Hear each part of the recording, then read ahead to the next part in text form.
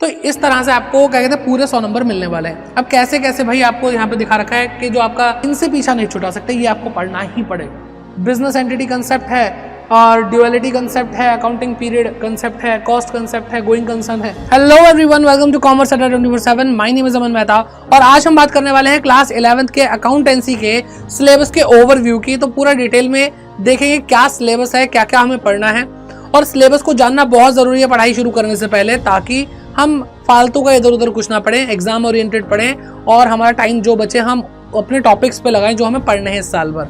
ठीक है, तो 2024-25 के लिए जो सीबीएसई के स्टूडेंट्स हैं उनके लिए क्या सिलेबस होने वाला है, तो कैसे आप उस सिलेबस को देख सकते हैं। आपको जाना है cbse.gov.in पर, ठीक है, और आपको ये ऑप्शंस दिखेंगे। यहाँ पे आपको एकेडमिक वेबसाइट पे क्लिक करना है, फिर आपको यहाँ पे सारे ऑप्शन दिख रहे हैं। यहाँ पे आपको करिकुलम पे क्लिक करना है, यहाँ पे आपको करिकुलम 2024-25 दिखाई देगा, इस पर क्लिक करना है। सीनियर सेकेंडरी करिकुलम पे क्लिक करना है, देन आपको एकेडमिक इलेक्टिव ग्रुप ए पर क्लिक करना है और आपको अकाउंटेंसी सबसे पहले दिख जाएगा। जैसे ही आप क्लिक करेंगे यहाँ पे आपको आपका सिलेबस दिखाई दे रहा होगा। ठीक है, थोड़ा स्क्रॉल करना पड़ेगा। ठीक है, तो अकाउंटेंसी कोड नंबर 055, ठीक है, कोर्स स्ट्रक्चर आपको दे रहा है क्लास 11 का 2024-25 के लिए।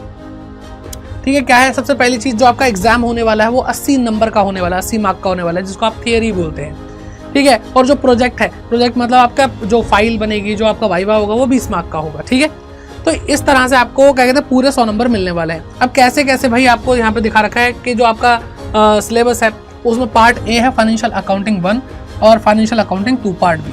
ठीक है, और पार्ट सी क्या होगा, प्रोजेक्ट वर्क, यानी 20 नंबर के लिए। तो 80 नंबर के लिए पार्ट ए और पार्ट बी आपको करना होगा। 3 यूनिट आपको पढ़नी है। पहली यूनिट है थियोरेटिकल फ्रेमवर्क, जो आपको 12 नंबर देके जाएगी। फिर दूसरी यूनिट पढ़नी है आपको अकाउंटिंग प्रोसेस, जो आपको 44 मार्क्स देकर जाएगी।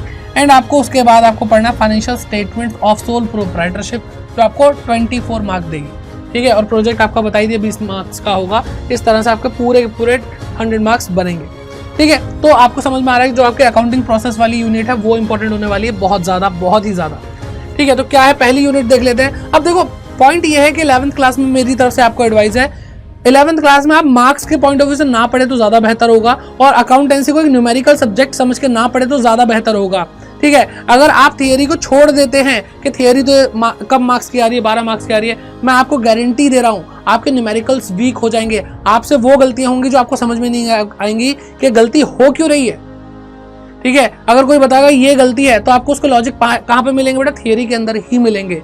तो अकाउंटिंग एक ऐसा सब्जेक्ट है जिसको आपको पूरा ही पढ़ना पड़ेगा। अगर आपको पूरा ही समझना है तो आप सोचो कि ये सब चैप्टर पढ़ लेता हूँ, ये नहीं पढ़ूंगा तो हो जाएगा, नहीं बेटा, पूरा खानदान एक बिल्कुल मिला हुआ है। ठीक है ना, तो इसलिए कुछ भी मिस करोगे तो आप भाई अधूरे ज्ञान के साथ रह जाओगे। ठीक है ना, तो प्लीज थियरी को बहुत इंपॉर्टेंस दे, क्योंकि थियरी ही आप मतलब अगर आप बात करेंगे थियरी की, तो थियरी ही आपके न्यूमेरिकल कंसेप्ट को बिल्डअप करती है।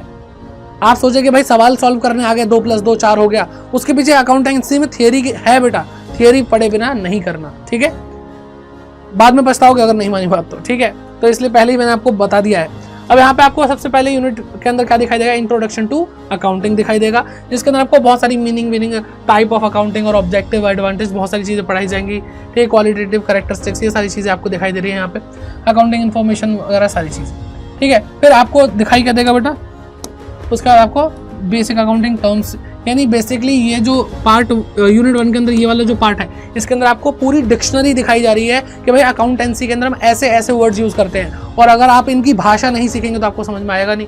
ठीक है, कि भाई लाइबिलिटीज क्या होती है, ड्राइंग्स क्या होती है। ठीक है, ड्राइंग वो वाली ड्राइंग नहीं जो आप ड्राइंग करते थे 9th-10th तक, ठीक है ना, वो वाली ड्राइंग नहीं है। ठीक है, एक्सपेंडिचर क्या होता है, एक्सपेंसेस, रेवेन्यू, इनकम क्या होता है, गेन क्या होता है, परचेज सेल, डेटर क्या होता है, क्रेडिटर क्या होता है, तो सारी की सारी जो नॉलेज है वो आपको यहाँ पे मिलेगी। तो ये बहुत इंपॉर्टेंट चैप्टर हो जाता है बेटा इस वजह से। ठीक है, फिर यूनिट 1 के अंदर ही आता है बेटा थियरी बेस ऑफ अकाउंटिंग। इसके अंदर आपको बहुत बहुत बहुत सारी चीजें जो प्रिंसिपल है, जो सिद्धांत हैं, जिसके बेसिस पे अकाउंटिंग चल पा रही है।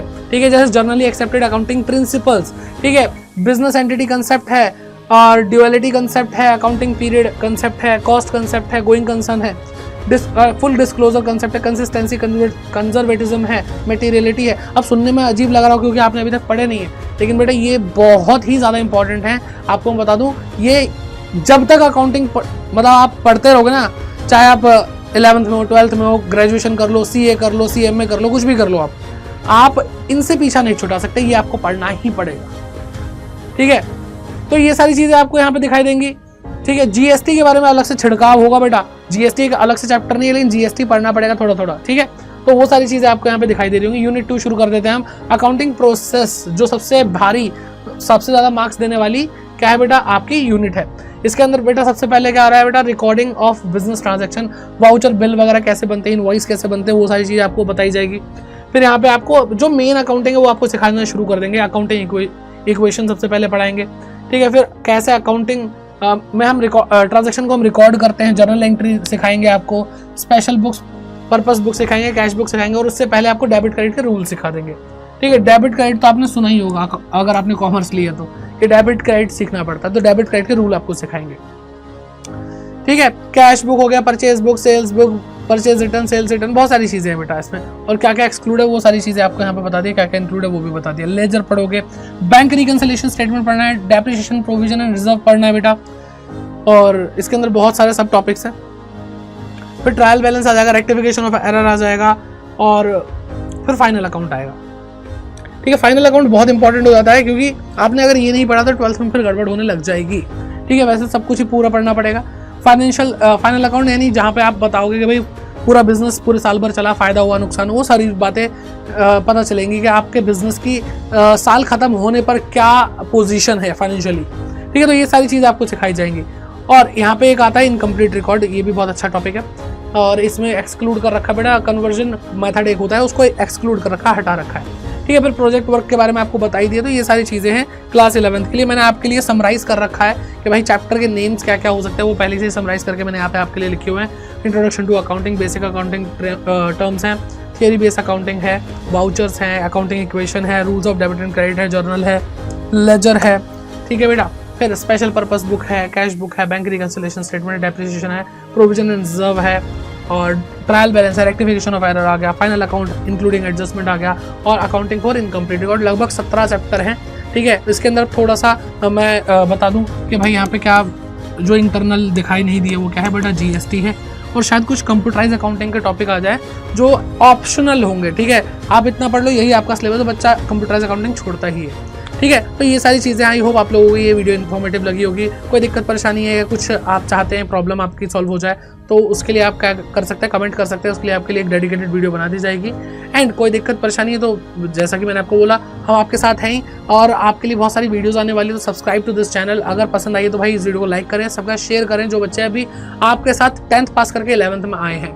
तो आई होप ये अकाउंटेंसी का जो ज्ञान है, अकाउंटेंसी का जो सिलेबस ओवरव्यू आपको पसंद आया होगा। ऑल दी बेस्ट, अच्छे से पढ़ाई करो, जो बातें बताई उन पर ध्यान देना, बिल्कुल भी बेटा मिस मत करना चीज़ों को। पूरा सिलेबस पढ़ना है, पूरा साल है, एंड में शुरू मत करना, अभी से शुरू कर दो। अकाउंटेंसी इज समथिंग बिग, है ना। All the best, bye bye, take care and keep growing.